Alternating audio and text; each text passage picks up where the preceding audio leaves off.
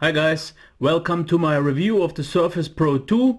The Surface Pro 2 is a 10.6 inch Windows 8.1 tablet powered by an Intel i5-4200U.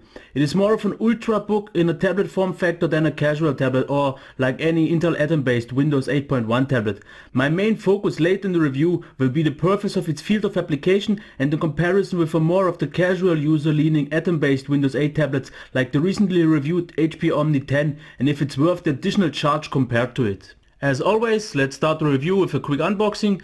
This is the box and this is the unboxing. Let's head over to the tablet and check that one out. Okay, let's talk about the design and the build quality. My first impression when I took the device out of the box was this feels like a tank. It is pretty heavy, bulky, but also solid. And it is also pretty edgy and not really meant to be held in one hand due to its size. It reminds me a lot on a stealth fighter, even though I would have preferred more round edges. The Surface 2 has an inbuilt stand which is pretty useful in daily life. You have two different angles like you can see here and this one here.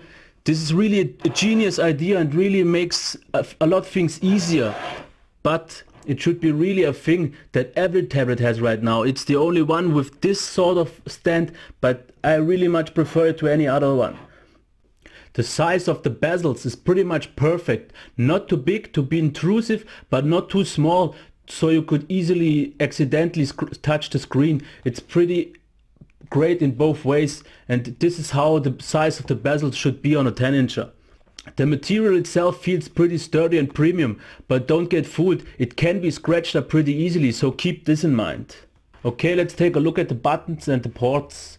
Here we have the power button at the top right. Here we have some speaker hole. Here is the back camera. Here is the headphone jack, the volume rocker and the full-size USB 3 port. On this side we have a dock connector for the keyboard. Here we have a display port. And here is the charging port where you can also set your digitizer pen. And here would be another speaker. That's it for the design and the build quality. Okay, let's take a look at the display. For a pixel junkie like me, at the very first moment I thought that the display is pretty grainy. But after adjusting ClearType I think things are good. I got used to it pretty quickly and it's not that bad after all. It was just on the first moment. As for the colors, I'm pretty happy with the colors in overall. They are pretty nicely saturated, nicely balanced, very nicely saturated as you can see, but not overblown. I didn't have the need to adjust anything. The blacks are about the best you will ever get on any display. Very deep and still nice. There's nothing to complain at all. They are very nice. In terms of brightness, the display can get very bright as you can see here. This is full brightness, but it also can get very dim.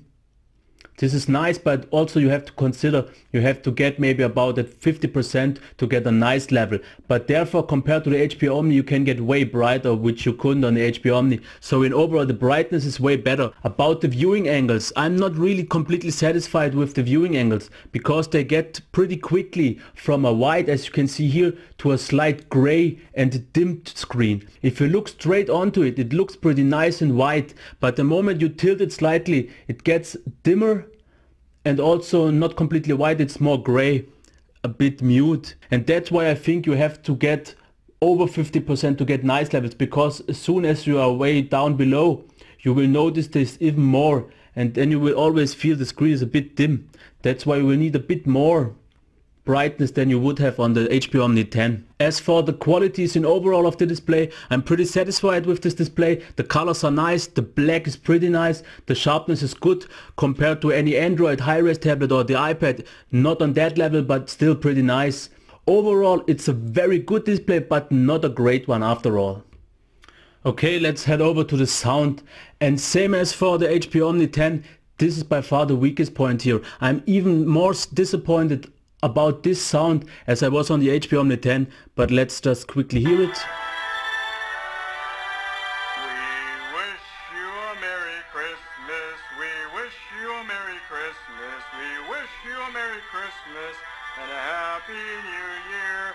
Good tidings we bring. Okay, I think that's enough of him, but what do I think about the sound? I have to say the volume is pretty low. I'm absolutely not satisfied with the volume at all. It sounds very distant and can't be located that well. It's not really rich and you always have the desire to crank up the volume higher just to see you are already at 100%. And as I already said, the sound is by far the weakest point here and wasn't satisfying at all. I always felt I want to get higher in terms of volume. The sound was very distant and I didn't like it at all. So that's it for the sound, a major downside here. We covered the display and the sound. Now let's check the performance. We are using an Intel i5 4200U here, and already the Intel Atom based tablet was super smooth. Here everything is slightly even smoother, as you can see here. There is nothing to complain here. The performance is absolutely amazing. In the tablet UI you won't even ever have a problem. You won't see any lag, you won't see anything of it. The performance is absolutely top notch as long as you are always in the modern UI, though you won't really notice that much difference compared to an Intel Atom based, because everything there was already smooth. The browser was already smooth. The apps were already smooth. So the little bit you get more really isn't worth the extra money you are paying for it. If you really need it for heavy tasks, then yes, but otherwise it's almost a bit of overkill. You have 4 GB RAM here, but there's also an 8 GB version, so heavy tasks are really no problem. I was mostly at about 60% RAM usage, where I was at about 80% on the Intel Atom based with 2 GB of RAM. So we have much more reserves here. This is no problem at all. This will handle everything you throw at it. If you use it in dual monitor mode, in desktop environment, you won't ever run into any problems as long as you don't do too heavy video editing, photo editing or anything. But all the even heavier tasks, you can do video editing, you can do photo editing, you can do office work, everything. And even more of that, like compared to the Intel Atom based, because you just have the more RAM. So multitasking is better. The performance in overall is slightly noticeable better. It is better.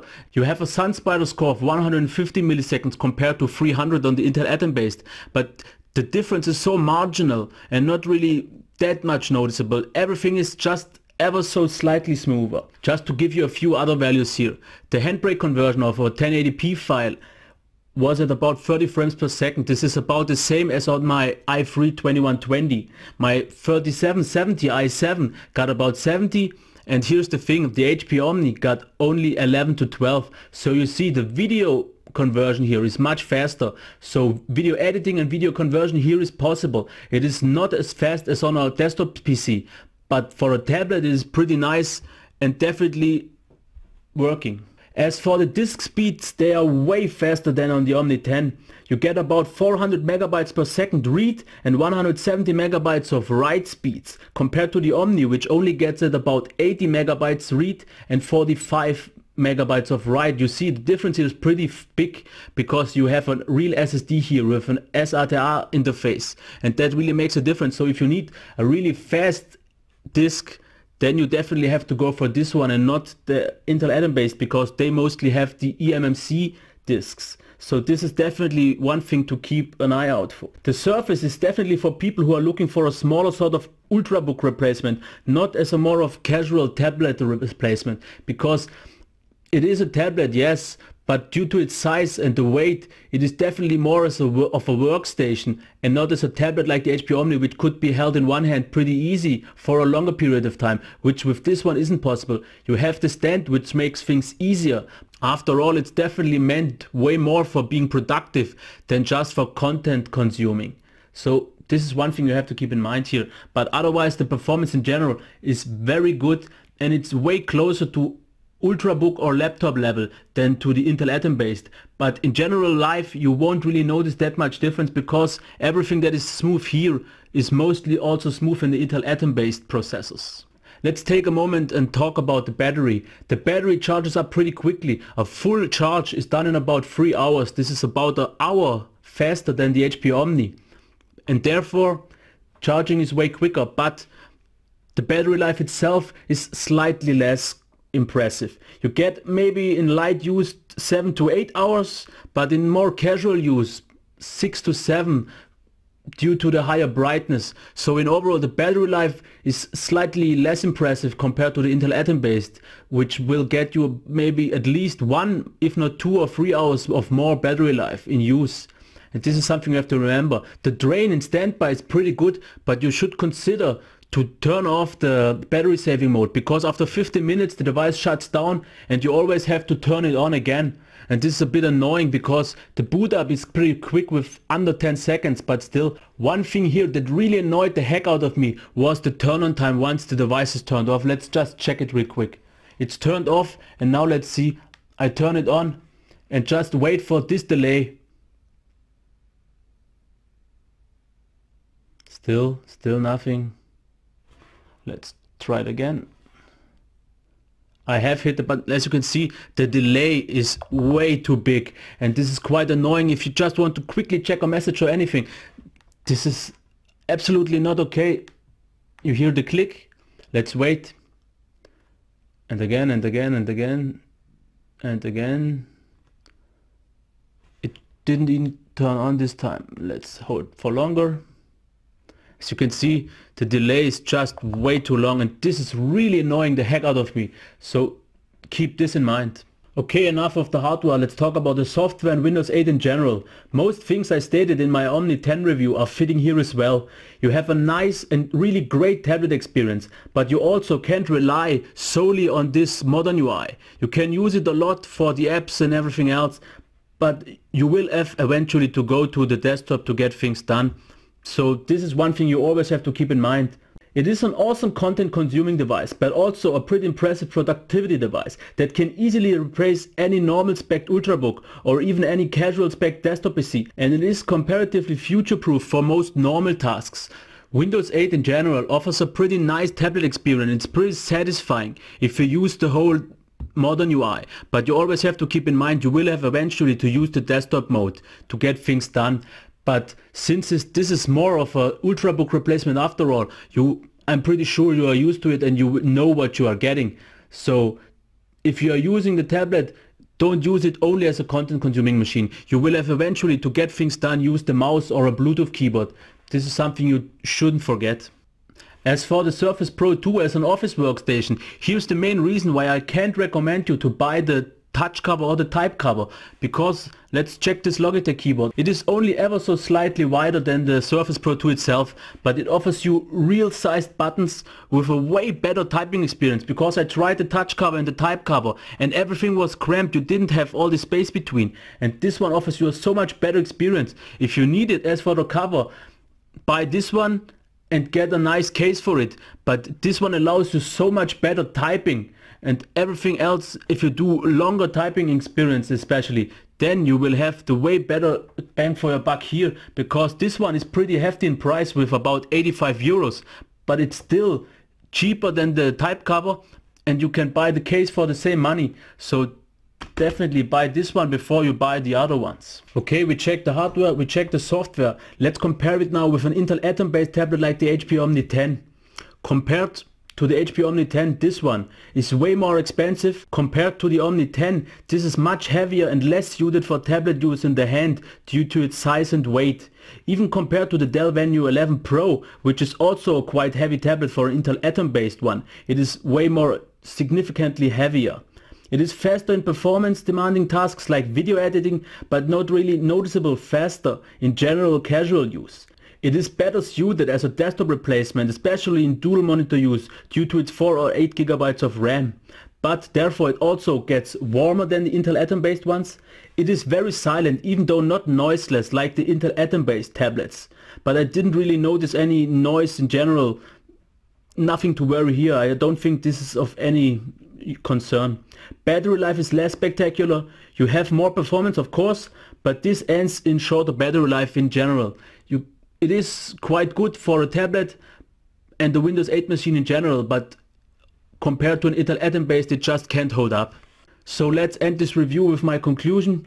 You really have to know what you want from the Surface Pro 2, because you can see two ways. It's either a heavy and quite bulky overpowered tablet or a small but still quite powerful keyboard-less Ultrabook. This means you get a pretty bulky and heavy tablet that leans more towards slightly heavier workloads than more casual content consuming and only light office work. Besides the fact it's either a big tablet or a small Ultrabook, what do you get in this package here? You get a very good but not great display, pretty poor speakers, top-notch performance considering it's a tablet form factor, and still more than a respectable performance compared to any Ultrabook. So once again, you have to know what you want of it. Personally, if I would go for a more of a tablet-like experience, I would go for the HP Omni 10, which has the Intel Atom base. But if I wanted to get some more serious work done, I would definitely go for a 13-inch Ultrabook, because you get a bigger screen, you get a better typing experience due to having a real keyboard, and you also get maybe better performance because you can get an i7 into it. So in my opinion, the Surface just sits too much in between. It is not really a tablet and it is not really an Ultrabook. So they should have rather maybe put Intel Atom based CPU into it and made it more like the Surface 2. At least for me, this would have been the much more compelling offer compared to the two ones you have right now. You have the RT version, which is just too underpowered and just really can't do anything, and you have this, which for a tablet can do maybe even too much. But if you want to be portable with a 10-inch device, you definitely won't go wrong here, but you always have to consider it is pretty pricey. And you can get most of the things done also with an Intel Atom based one. So not really a recommendation for me. Hardware wise it's not bad, but not really great after all. It's for me just way too expensive for what you get. The device can get scratched too easy, the display is good, the sound isn't, the performance is great. But you can also get all of this in an Ultrabook that costs way less or deliver you better performance. So in overall, not the right choice for me, sorry. Okay, this was my rather quick review of the Surface Pro 2. If you want more details about the tablet experience on Windows 8 in general, you should check out my HP Omni 10 review, where I go into all these things in detail, talk about Windows 8 as a tablet and as a desktop device. This was more a device review. I didn't want to go too much into detail because most of the things I've talked already in the HP Omni review. But so far this is it. If you liked my review, please give me a thumbs up, subscribe to my channel and reshare this video. Would have been pretty nice. Okay, goodbye.